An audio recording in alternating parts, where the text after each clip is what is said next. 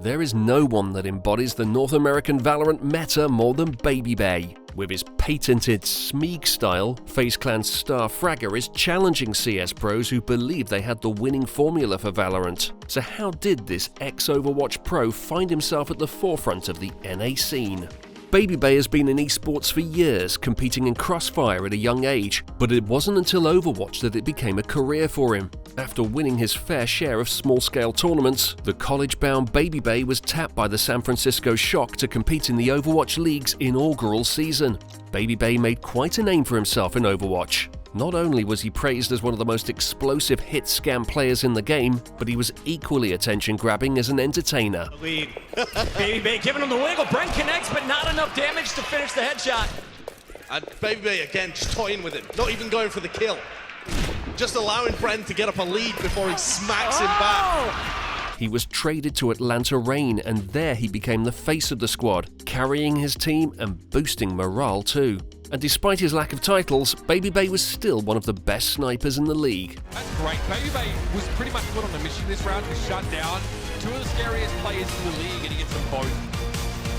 Despite finding himself in plenty of highlight reels, the hit-scan hero was losing his interest in Overwatch. A new challenger was approaching to take its shot at being the prime FPS, and Babybay took notice.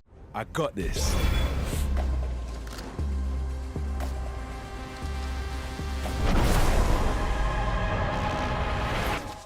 미안해서 어쩌나? Many players were jumping ship to Riot's new shooter, Valorant, and Babybay announced his retirement from Overwatch and Atlanta Reign in July 2020. Good luck, Babybay. Good luck, Babybay. Good luck, Babybay. Babybay didn't spend long without a team, moving from the Atlanta Reign to the closely affiliated FaZe Clan. Instead of signing ex-CS players like many other teams, FaZe snapped up some of the freshest Overwatch stars. They believed their experience using game-changing abilities would suit Valorant more than the slow-paced style of CSGO.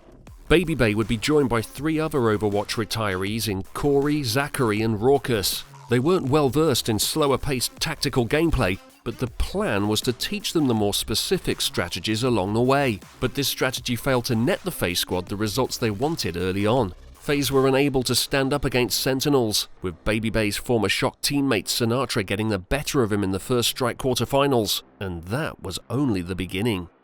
The team was routinely falling, and the blame was laid on FaZe's self-proclaimed pug playstyle and lack of overall strategy. The squad didn't have a clear understanding of the finer points of executing on sites or taking good trades, and it kept coming back to bite them. Fans had all but given up on FaZe, certain that they would be a perennial gatekeeper in Valorant, skilled enough to beat bad teams, but not tactical enough to take on the Tier 1 squads. These doubts were at their peak when FaZe exited Stage 1 Challengers 2 after back-to-back blowouts against Sentinels and XSET. Just to make that space, but still two over towards shorts. Good eye, but Thwifo still gets one back. 1v3 for Marved. Gotta come up huge, but can't get any of them. BCJ shuts it down early. But Babybay and the rest of FaZe stuck to their guns and their unique aggression. Then Babybay coined a name that fit FaZe's down and dirty style. The rest of FaZe ran with it, and the Smeag was born. What the hell are you talking about? So pretty much when you're just like, okay, so when you're just running in and like you just give no, pardon my French.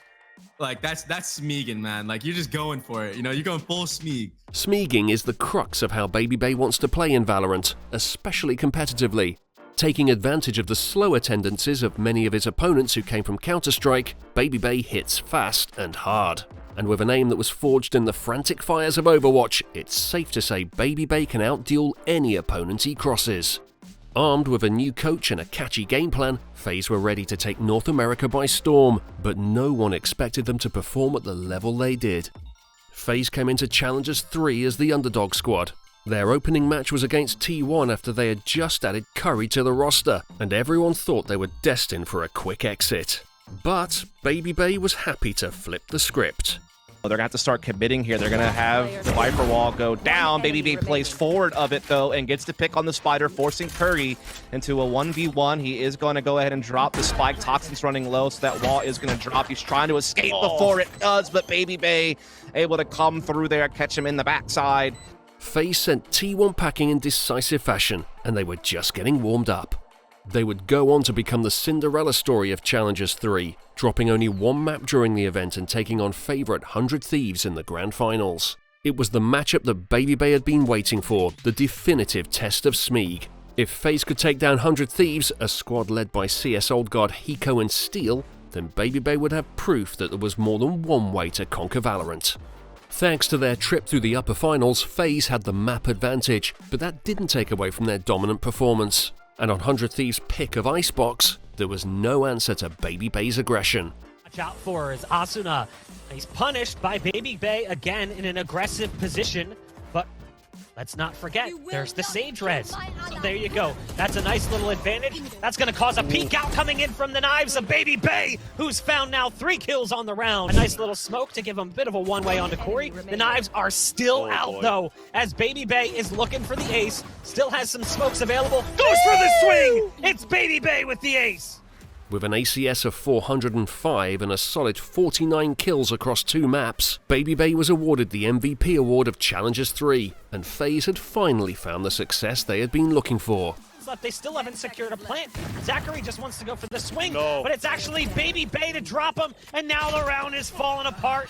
It's gonna be FaZe. But FaZe had no time to rest. Less than a week after their dominant run through Challengers, they would be taking on XSET in a revenge matchup on the opening day of Masters.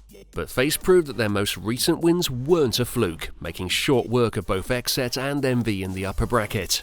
However, FaZe found themselves facing off against demons they had yet to beat in the finals. Rival squad Sentinels were tearing through Masters just as easily as FaZe were, and with the addition of 10s they had only gotten stronger since the two teams last met.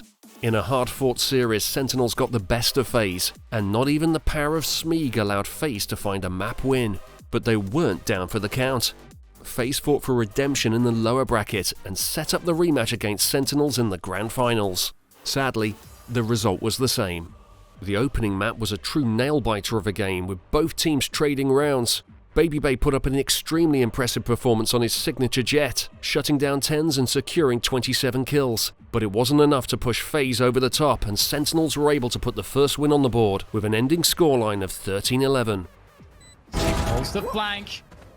Finds Babybay. 2 players in hell against 4 players. It feels impossible for them. The Raucus picks off the first kill. The spray comes through.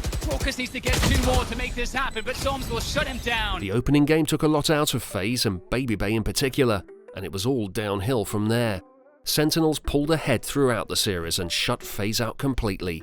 Despite a disappointing final series, Babybay and the rest of his team could hold their heads high. Sentinels were the premier org and the team to beat coming out of Masters 1, but FaZe had cemented their place as a Tier 1 squad in North America too, and they proved their unique style and unmatched aggression could go toe-to-toe with the absolute best. But while aggression has its advantages, it can also fall apart. The volatile nature of their playstyle was shown when they crashed out of the Stage 2 Challengers 1 qualifier. Those things out, Vanity finds another. It's all up to Zachary. He's been huge so far, but it's Penny. Gets the classic out. Zachary, see you later, and V1. They've got time for the defuse. Sentinels also fell to a shock defeat, and now the North American scene is once again up for grabs. After a fall, there's nowhere to go but up, and Babybay has proven time and time again that he can recover from losses and continue to challenge for the top. Bad worse at the moment. Penny, can he find the second man? No, Babybay puts FaZe on his shoulders. He's had enough of this shit. Oh my lord, 4 kills.